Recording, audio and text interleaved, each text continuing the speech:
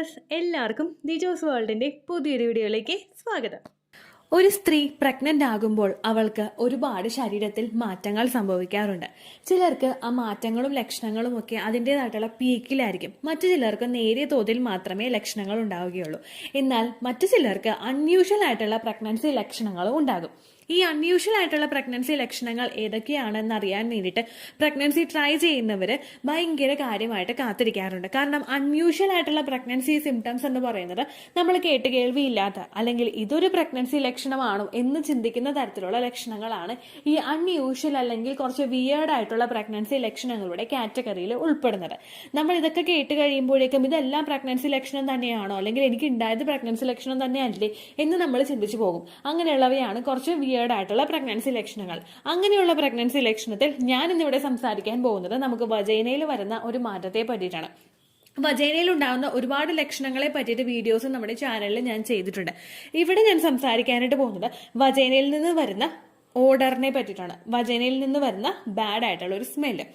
ഈ സ്മെല്ല് ഇങ്ങനെ ഉണ്ടാവുന്നത് പ്രഗ്നൻസി ലക്ഷണമാണോ എന്ന് പലരും നമ്മുടെ കമന്റ് സെക്ഷനിൽ വന്നിട്ട് ഇപ്പോൾ 2-3 തവണയായി ചോദിക്കുന്നു. അപ്പോൾ എന്തുകൊണ്ട് അതിനെപ്പറ്റി ഒരു വീഡിയോ ചെയ്തുകൂടാ എന്ന് വിചാരിച്ചു.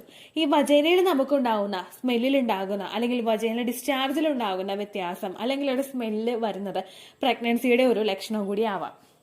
പലരും സർപ്രൈസ്ഡ് ആവുന്നുണ്ടാവും. പ്രഗ്നൻസി ലക്ഷണത്തിലെ വജൈനയുടെ ഓർഡർ നമുക്ക് അങ്ങനെ വരുമോ, വജൈനയിലെ സ്മെല്ല് ഉണ്ടാകുന്ന ഒരു പ്രഗ്നൻസി ലക്ഷണമായിട്ട് വരുമോ എന്ന് പലരും ചിന്തിക്കുന്നുണ്ടാകും. എന്നാൽ ഏകദേശം ഒരു 100-ൽ 65% സ്ത്രീകൾക്ക് വജൈനയിൽ പ്രഗ്നന്റ് ആകുന്ന സമയത്ത് ഇങ്ങനെ ഒരു ബാഡ് സ്മെല്ല് ഉണ്ടാവാറുണ്ട്. ഭയങ്കരമായിട്ടുള്ള ഒരു ഫൗൾ സ്മെല്ലല്ല, എന്നാൽ നേരെ നമ്മൾ വജൈനയിൽ നമുക്ക് നേരത്തെ ഒന്നും മാറ്റങ്ങൾ ഉണ്ടായിട്ടില്ലെങ്കിൽ അല്ലെങ്കിൽ വജൈനൽ ഡിസ്ചാർജിൽ ചേഞ്ചസ് ഒന്നും ഉണ്ടായിട്ടില്ല അല്ലെങ്കിൽ സ്മെല്ലിൽ ചേഞ്ചസ് ഒന്നും ഉണ്ടായിട്ടില്ലെങ്കിൽ പെട്ടെന്ന് ഒരു ഇംപ്ലാന്റേഷൻ കഴിഞ്ഞിട്ട് ഉടനെ തന്നെ നമുക്ക് ആ ഒരു വജൈനയിലെ സ്മെല്ലിൽ വ്യത്യാസം വരുന്നുണ്ടെങ്കിൽ പലർക്കും അത് പ്രഗ്നൻസി നടന്നതിന്റെ ഒരു സൂചനയും കൂടിയാണ് കേട്ടോ.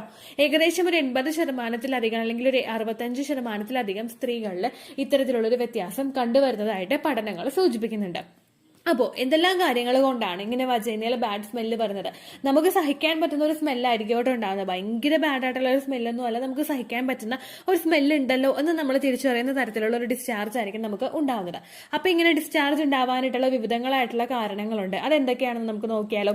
ഏറ്റവും ആദ്യത്തെ എന്ന് പറയുന്നത് നമ്മൾ ഏറ്റവും കൂടുതൽ ബ്ലെയിം ചെയ്യുന്നത് നമ്മുടെ ഹോർമോൺസിനെയാണ്. പ്രഗ്നന്റ് ആകുന്ന ഒരു സ്ത്രീക്ക് റാപ്പിഡ്ലി ഹോർമോൺ ഷിഫ്റ്റ് ഉണ്ടാകും. ഒരുപാട് ഹോർമോൺസ് ഇൻട്രൊഡ്യൂസ് ആകും, ഒരുപാട് ഹോർമോൺസ് അതിന്റെ ഹൈക്കിലെത്തും. ഇങ്ങനെയൊക്കെ സംഭവിക്കുന്നതിന്റെ ഭാഗമായിട്ട് നമ്മളുടെ ശരീരം അത് പൊരുത്തപ്പെടുന്നതിന്റെ ഭാഗമായിട്ട് നമ്മളുടെ ശരീരത്തിൽ ഇങ്ങനെ കുറച്ച് മൈന്യൂട്ട് ആയിട്ടുള്ള വ്യത്യാസങ്ങളൊക്കെ കണ്ടുവരാറുണ്ട്.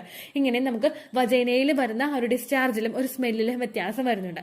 അത് മാത്രമല്ല, പ്രഗ്നന്റ് ആവുന്ന ഒരു സ്ത്രീക്ക് പല സ്ത്രീകൾക്കും അവരുടെ സ്മെല്ലിലൊരു സെൻസിറ്റിവിറ്റി അവർക്ക് ഫീൽ ചെയ്യും. അതായത് കുറച്ച് സ്മെല്ല് അടിക്കുമ്പോഴേക്കും നമുക്കൊരു ബുദ്ധിമുട്ട് വരിക, നമുക്ക് വൊമിറ്റ് ചെയ്യാനായിട്ട് വരിക, അങ്ങനെയുള്ള ഒരു സ്മെല്ലിന് ഭയങ്കര ഒരു സെൻസിറ്റിവിറ്റി നമുക്ക് ആ ഒരു ഏർലി പ്രഗ്നൻസിയുടെ ഒക്കെ സ്റ്റേജിൽ ഭയങ്കര കൂടുതലായിരിക്കും. അങ്ങനെ വരുന്നവർക്കും എളുപ്പത്തിൽ തന്നെ ഈ ഒരു ഡിഫറൻസ്, അതായത് വജൈനയിൽ വരുന്ന ഡിസ്ചാർജിനുള്ള ഒരു ഡിഫറൻസ് തിരിച്ചറിയാനായിട്ട് സാധിക്കും. നമുക്ക് ഈ ഒരു സെൻസിറ്റിവിറ്റി കൂടുതലുള്ളവർക്കായിരിക്കും ഏറ്റവും എളുപ്പത്തിൽ ഇത് തിരിച്ചറിയാനായിട്ട് സാധിക്കുന്നത്. മറ്റുള്ളവർക്കും ഒക്കെ നമ്മൾ ഒരു വജൈനൽ ഡിസ്ചാർജ് കുറച്ചൊന്ന് കൂടുതലായിട്ട് വരുമ്പോൾ നമ്മളത് കയ്യിലെടുത്തൊന്ന് നോക്കുമല്ലോ, പ്രഗ്നൻസി ഡിസ്ചാർജ് ആണ് എന്താണെന്ന് അറിയാൻ വേണ്ടിയിട്ടുള്ള ഒരു ക്യൂരിയോസിറ്റിയിൽ നമ്മളത് കയ്യിലെടുത്ത് നോക്കുമല്ലോ. അങ്ങനെ എടുത്ത് നോക്കുന്ന സമയത്ത് നമുക്ക് ഇത്തരത്തിലുള്ള ഒരു ഫൗൾ സ്മെല്ല് അവിടെ റെക്കഗ്നൈസ് ചെയ്യാനായിട്ട് സാധിക്കും കേട്ടോ. രണ്ടാമത്തെ റീസൺ എന്ന് പറയുന്നത് നമ്മുടെ ഡയറ്ററി ചേഞ്ചസ് ആണ്. നമ്മൾ എന്തെങ്കിലും ഒരു സെപ്പറേറ്റ് ആയിട്ടുള്ള ഒരു ഫുഡായിട്ട് നമ്മൾ ഇൻട്രൊഡ്യൂസ് ചെയ്യുന്നുണ്ട്, അല്ലെങ്കിൽ ഇപ്പോൾ ഡയറി പ്രൊഡക്ട്സ് നമ്മൾ പറഞ്ഞിട്ടുണ്ടല്ലോ, പ്രഗ്നന്റ് ആകാനായിട്ട് ഡയറി ഐറ്റംസും ഒക്കെ നമ്മൾ ഉപയോഗിക്കുന്നത് നല്ലതാണെന്ന് പറഞ്ഞിട്ടുണ്ടല്ലോ.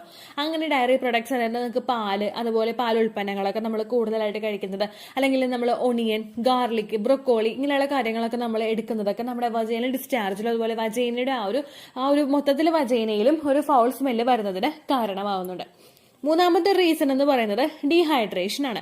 ഡീഹൈഡ്രേഷൻ എന്ന് പറയുമ്പോഴേക്കും നമ്മൾ പ്രഗ്നന്റ് ആയിട്ടുണ്ടെങ്കിൽ ആ ഇംപ്ലാന്റേഷൻ നടക്കുന്ന ആ ഒരു സ്റ്റേജിൽ തന്നെ ആ കുഞ്ഞൊന്ന് നല്ലതുപോലെ ഗ്രോ ആയിട്ട് കിട്ടണമെങ്കിൽ നമ്മളുടെ ശരീരത്തിൽ നമ്മൾ എത്രത്തോളം വെള്ളമാണ് നോർമലി കുടിക്കുന്നത് അതിന്റെ ഡബിൾ വെള്ളം നമ്മളുടെ ശരീരത്തിൽ വേണം. കാരണം നമ്മുടെ ശരീരത്തിന്റെ പ്രോസസ്സ് നടക്കാനും കുഞ്ഞിനെ ഒന്ന് പിടിച്ച് കിട്ടി ഒന്ന് ഹെൽത്തി ആയിട്ട് കൊണ്ടുവരാനും വേണ്ടിയിട്ട് നമുക്ക് അവിടെ വെള്ളം ആവശ്യമാണ്. വെള്ളത്തിൽ കൂടെ ആയിരിക്കും ആ ഒരു പ്രവർത്തനങ്ങൾ, ആ ഒരു ഓക്സിജൻ റിച്ച് ആയിട്ടുള്ള ഒരു ബ്ലഡ് സർക്കുലേഷൻ ഒക്കെ നടക്കണമെങ്കിൽ നമുക്ക് ശരീരത്തിൽ വെള്ളം വേണം. ഈ ഡീഹൈഡ്രേഷൻ നമ്മളുടെ ശരീരത്തിൽ ഉണ്ടാകുമ്പോൾ, അതായത് നമ്മൾ നമുക്ക് വേണ്ടിയിട്ട് ദാഹം കിടന്നതിന് മാത്രം വേണ്ടിയിട്ടുള്ള ഒരു ഗ്ലാസ്സോ അല്ലെങ്കിൽ 3 ഗ്ലാസ്സോ ഒക്കെ വെള്ളമാണ് നമ്മൾ ഒരു ദിവസം കുടിക്കുന്നതെങ്കിൽ ആ വെള്ളം നമ്മളുടെ ശരീരത്തിലെ ആക്ടിവിറ്റിയും കുഞ്ഞിന്റെ പ്രവർത്തനങ്ങളും ഒക്കെ കൃത്യമായിട്ട് നടക്കുന്നതിന് വേണ്ടിയിട്ട് വേണ്ടുന്ന ഒരു അളവിൽ അത് ഉണ്ടാവില്ല. അങ്ങനെ വരുമ്പോഴേക്കും നമുക്ക് ഡീഹൈഡ്രേഷൻ സംഭവിക്കും, നിർജ്ജലീകരണം സംഭവിക്കും. ഇങ്ങനെ ഡീഹൈഡ്രേഷൻ നമുക്ക് ഉണ്ടായിക്കഴിഞ്ഞാൽ ഇതുമൂലം നിങ്ങളുടെ വജൈനൽ ഡിസ്ചാർജിൽ ആ ഒരു സ്മെല്ല് നിങ്ങൾക്ക് ഫീൽ ചെയ്യാൻ, നിങ്ങൾക്ക് വജൈനയിൽ മൊത്തത്തിൽ ആ ഒരു സ്മെല്ല് നിങ്ങൾക്ക് ഫീൽ ചെയ്യും കേട്ടോ. അതാണ് അടുത്തൊരു റീസൺ എന്ന് പറയുന്നത്. ലാസ്റ്റത്തെ റീസൺ ഈസ്റ്റ് ഇൻഫെക്ഷൻ ആണ്. പ്രഗ്നന്റ് ആകുന്ന സ്ത്രീകൾക്ക് ഈസ്റ്റ് ഇൻഫെക്ഷൻ ഉണ്ടാവാറുണ്ട്. ഒരുപാട് സ്ത്രീകൾക്ക് ഈസ്റ്റ് ഇൻഫെക്ഷൻ ഉണ്ടാവാറുണ്ട്. കട്ട തൈര് പോലുള്ള ഡിസ്ചാർജ് വന്നിട്ട് കുറച്ചൊരു ചൊറിച്ചിലായിട്ടും നമുക്ക് ഈസ്റ്റ് ഇൻഫെക്ഷൻ പലർക്കും പ്രഗ്നൻസിയുടെ സമയത്ത് ഫേസ് ചെയ്തിട്ടുണ്ട്. ഞാൻ എന്റെ സെക്കൻഡ് പ്രഗ്നൻസിയിൽ ഈസ്റ്റ് ഇൻഫെക്ഷൻ ഫേസ് ചെയ്തിട്ടുണ്ട്. നമ്മൾ പ്രഗ്നന്റ് ആകുമ്പോഴേക്കും നമ്മളുടെ ശരീരത്തിൽ ഒരു ഷുഗറിന്റെ കണ്ടന്റ് കുറച്ചൊന്ന് കൂടുതലായിരിക്കും. ഈ ഷുഗറിന്റെ കണ്ടന്റ് കൂടുന്നതിന്റെ ഭാഗമായിട്ട് നമ്മളുടെ ശരീരത്തിൽ ആ ഈസ്റ്റിന്റെ പ്രൊഡക്ഷൻ, അതായത് ഈസ്റ്റിന്റെ ആയിട്ടുള്ള ബാക്ടീരിയയുടെ പ്രൊഡക്ഷൻ കുറച്ചങ്ങോട്ട് കൂടും. ഇങ്ങനെ വരുന്നതിന്റെ ഭാഗമായിട്ട് നമുക്ക് കൂടുതൽ ഈസ്റ്റ് ഇൻഫെക്ഷൻ ആ ഒരു പ്രഗ്നൻസിയുടെ സ്റ്റേജിൽ ഉണ്ടാവാറുണ്ട്. ഒരുപാട് നമുക്ക് ഡിസ്കംഫർട്ട് തരുന്ന തരത്തിലുള്ളതായിരിക്കില്ല ഈ ഈസ്റ്റ് ഇൻഫെക്ഷൻ എന്ന് പറയുന്നത്. പക്ഷെ ഒട്ടുമിക്ക സ്ത്രീകൾക്കും പ്രഗ്നൻസിയുടെ ഒരു ഏർലി സ്റ്റേജിൽ തന്നെ ഈ ഒരു ഈസ്റ്റ് ഇൻഫെക്ഷൻ ഫീൽ ചെയ്യാറുണ്ട്. എന്റെ സെക്കൻഡ് പ്രഗ്നൻസിയിൽ ഞാനിത് ഫീൽ ചെയ്തത്, എനിക്ക് അമ്നിയോസിന്റസിസ് ചെയ്തിട്ടുണ്ടായിരുന്നു. അമ്നിയോസിന്റസിസ് ചെയ്തപ്പോഴേക്കും കൂടുതലായിട്ട് ഡോക്ടർ പറഞ്ഞു അമ്നിയോട്ടിക് ഫ്ലൂയിഡ് ലീക്ക് ആവുന്നത് പോലെ തോന്നിക്കഴിഞ്ഞാൽ ഉറപ്പായിട്ടും വന്നോന്ന് പറഞ്ഞു. പക്ഷെ എനിക്ക് പിറ്റേ ദിവസം തന്നെ ഭയങ്കരമായിട്ടൊരു ഡിസ്ചാർജ് അങ്ങോട്ട് പോയി. അപ്പൊ എനിക്ക് എന്തോ വല്ലാത്തൊരു ട്രോമയിലായിരുന്നു ഞാൻ. കാരണം എനിക്ക് കുഞ്ഞിന്റെ എന്താണെന്ന് അറിയില്ല, കുഞ്ഞ് കിട്ടുമോ പോവോ എന്നൊന്നും അറിയില്ല. അങ്ങനെ വല്ലാത്തൊരു സിറ്റുവേഷൻ ആയിരുന്നു. അമ്നിയോസിന്റസിസ് ചെയ്തതിന്റെ ഒരു ബുദ്ധിമുട്ടുകളൊക്കെ ഉണ്ടായിരുന്നു. അങ്ങനെയൊക്കെ ആയപ്പോഴേക്കും ഡോക്ടർ ഇതുപോലെ ഹോസ്പിറ്റലിൽ പോയി കണ്ട് അമ്നിയോട്ടിക് ഫ്ലൂയിഡ് ലീക്ക് ആയെന്ന് ഞാൻ ജസ്റ്റ് അങ്ങോട്ട് ഇമാജിൻ ചെയ്യാണ്. അങ്ങനെ ഹോസ്പിറ്റലിൽ പോയി കണ്ടു. ഹോസ്പിറ്റലിൽ പോയി കണ്ടപ്പോഴേക്കും ഡോക്ടർ ഇതുപോലെ ചെക്ക് ചെയ്തിട്ട് പറഞ്ഞു പ്രശ്നമൊന്നുമില്ല, കുഞ്ഞിന് പ്രശ്നമൊന്നുമില്ല, ഈസ്റ്റ് ഇൻഫെക്ഷൻ വന്നതാണ്, ആ ഡിസ്ചാർജ് ആയിരിക്കും വന്നതെന്ന് പറഞ്ഞു. അപ്പോൾ ഞാൻ ചോദിച്ചു, ഇങ്ങനെ ഈസ്റ്റ് ഇൻഫെക്ഷൻ വരുമ്പോഴേക്കും കുഞ്ഞിന് ബുദ്ധിമുട്ടുണ്ടാവുക, കാരണം ഒരു ഇൻഫെക്ഷൻ വരികയല്ലേ, അപ്പോൾ കുഞ്ഞിന് മേൽപോട്ട് അത് കയറി ബുദ്ധിമുട്ടുണ്ടാവുമോ എന്ന് ചോദിച്ചപ്പോഴേക്കും ഡോക്ടർ പറഞ്ഞു അങ്ങനെ ഒരു പ്രശ്നം ഉണ്ടാവില്ല, പ്രഗ്നന്റ് ആയിട്ടുള്ള ഒരു സ്ത്രീക്ക് ഈസ്റ്റ് ഇൻഫെക്ഷൻ വരാനായിട്ടുള്ള സാധ്യതയുണ്ട്. നമ്മളുടെ ശരീരത്തിൽ എനിക്ക് PCOD ഉണ്ടായതുകൊണ്ട് ഷുഗറിന്റെ കണ്ടന്റ് നമുക്ക് ശരീരത്തിൽ ചിലപ്പോൾ ഒന്ന് ഇൻക്രീസ് ആകും പ്രഗ്നൻസിയുടെ ഒരു സമയത്ത്. അങ്ങനെ വരുമ്പോഴേക്കും ഈ ഈസ്റ്റിന്റെ ഒക്കെ പ്രൊഡക്ഷൻ കൂടും, അങ്ങനെ നമുക്ക് ഇൻഫെക്ഷൻ ആവാനായിട്ട് സാധ്യതയുണ്ട്. നമ്മൾ കുറച്ച് ഇന്റിമേറ്റ് ഹൈജീൻ നല്ലതുപോലെ മെയിൻറ്റെയിൻ ചെയ്ത് കഴിഞ്ഞാൽ ആ പ്രശ്നം നമുക്ക് ക്യൂർ ചെയ്തെടുക്കാവുന്നേ ഉള്ളൂ എന്ന് പറഞ്ഞു. അങ്ങനെ പല സ്ത്രീകൾക്കും പ്രഗ്നന്റ് ആകുന്ന സമയത്ത് ഈസ്റ്റ് ഇൻഫെക്ഷൻ ഉണ്ടാവുന്നു. ആ ഈസ്റ്റ് ഇൻഫെക്ഷൻ കൂടുന്നതിന്റെ ഭാഗമായിട്ടും നിങ്ങളുടെ വജൈനൽ ഡിസ്ചാർജിന് ജസ്റ്റ് ഒരു സ്മെല്ല് ഉണ്ടാകും. ഓക്കെ, അപ്പോൾ ഈ ഒരു വജൈനൽ ഡിസ്ചാർജിന് സ്മെല്ല് വന്നു കഴിഞ്ഞാൽ എല്ലാ വജൈനൽ ഡിസ്ചാർജും അല്ലെങ്കിൽ സ്മെല്ല് വരുന്നതും പ്രഗ്നൻസിയുടെ ലക്ഷണമായിട്ട് നമുക്ക് കൺസിഡർ ചെയ്യാനായിട്ട് സാധിക്കില്ല. അൺലെസ് നിങ്ങൾക്ക് ഏതെല്ലാം സിറ്റുവേഷനിലാണോ ഇങ്ങനെയുള്ള ഡിസ്ചാർജ് വരുന്നത് എന്നുള്ള കാര്യം കൂടി നിങ്ങൾ ഓർക്കണം. ഏകദേശം ഒരു ഇംപ്ലാന്റേഷൻ നടക്കുന്ന സമയത്ത് നിങ്ങൾക്ക് ജസ്റ്റ് ഒരു ഇതുവരെ ഇല്ലാന്ന തരത്തിലുള്ള ഒരു മാറ്റം നിങ്ങൾക്ക് വരുന്നുണ്ടെങ്കിൽ നിങ്ങളൊന്ന് ശ്രദ്ധിക്കണം. ചിലപ്പോൾ അത് പ്രഗ്നന്റ് ആയതിന്റെ ഒരു ലക്ഷണമായിരിക്കും കേട്ടോ. അത് മാത്രമല്ല, നിങ്ങൾക്ക് ഭയങ്കരമായിട്ട് ഇച്ചിങ് ഇല്ല, റാഷസ് ഇല്ല, റെഡ്നെസ് ഇല്ല, അതുപോലെ നിങ്ങൾക്ക് ബേണിംഗ് സെൻസേഷൻ, അതായത് പുകച്ചില് പോലെയുള്ള കാര്യങ്ങളൊന്നും ഇല്ല, ചൊറിച്ചിലില്ല, അങ്ങനെയുള്ള ബുദ്ധിമുട്ടുകളില്ല, അതുപോലെ യൂറിൻ പോകുന്ന നേരത്തെ നിങ്ങൾക്ക് ഡിസ്കംഫേർട്ട് ഒന്നും ഇല്ല, അങ്ങനെയൊക്കെ ആണെങ്കിൽ അത് പ്രശ്നമില്ല. നമുക്ക് സാധാരണ നോർമലായിട്ട് വന്നിട്ടുള്ള ആ ഒരു വജൈനൽ ഓർഡർ ആണ് ചിലപ്പോൾ അതൊരു പ്രഗ്നൻസി ലക്ഷണമായിട്ട് മാറാനായിട്ട് സാധിക്കും. പിന്നെ ഇങ്ങനെയുള്ള ഒരു ഇച്ചിങ് ഡിസ്കംഫേർട്ടും അല്ലെങ്കിൽ ബുദ്ധിമുട്ടുകളൊക്കെ ഉണ്ടാവുന്നുണ്ടെങ്കിൽ നിങ്ങൾ ഉറപ്പായിട്ടും ഡോക്ടറെ പോയി കാണണം കേട്ടോ.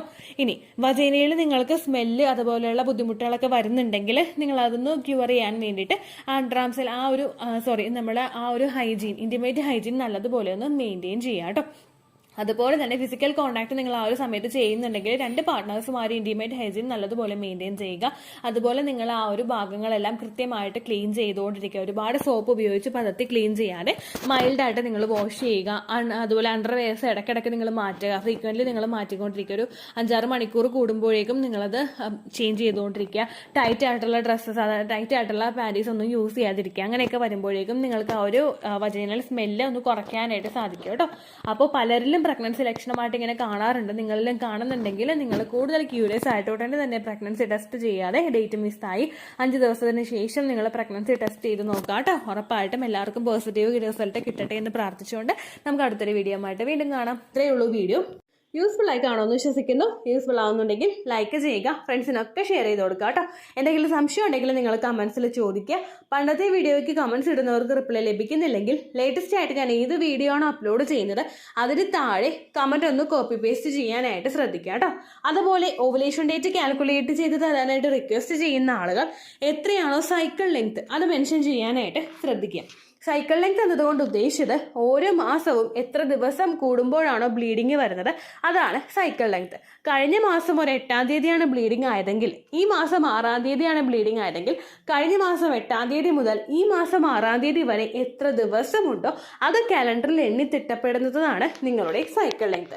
സൈക്കിൾ ലെങ്ത് നമ്മൾ കൃത്യമായിട്ട് കാൽക്കുലേറ്റ് ചെയ്യുകയാണെങ്കിൽ ഓവുലേഷൻ ഡേറ്റ് എളുപ്പത്തിൽ കണ്ടുപിടിക്കാൻ വേണ്ടിയിട്ട് ഒരുപാട് ആപ്ലിക്കേഷൻസും ഒരുപാട് ഓൺലൈൻ ആയിട്ടുള്ള വെബ്സൈറ്റുകളും ഇന്ന് നമുക്ക് അവൈലബിൾ ആണ്. പ്ലേ സ്റ്റോറിൽ പോയിട്ട് ഓൺലൈൻ ഓവുലേഷൻ ട്രാക്കർ എന്ന് ടൈപ്പ് ചെയ്ത് കഴിഞ്ഞാൽ നിങ്ങൾക്ക് അതുമായിട്ട് ബന്ധപ്പെട്ടിട്ടുള്ള ആപ്ലിക്കേഷൻസ് കിട്ടും.